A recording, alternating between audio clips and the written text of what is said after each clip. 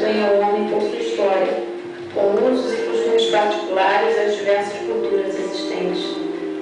Basicamente, a ornamentação corporal de caráter definitivo fala de transformação. E não se trata apenas de uma metamorfose do corpo, mas também da mente e do espírito, que também ficam marcados. Procura-se mudar o corpo para mudar a vida.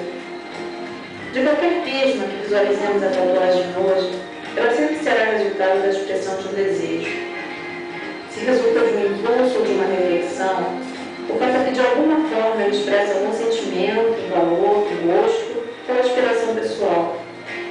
Tatuar, mais do que marcar, é valorizar ou mudar a forma de ver, perceber e sentir o próprio corpo.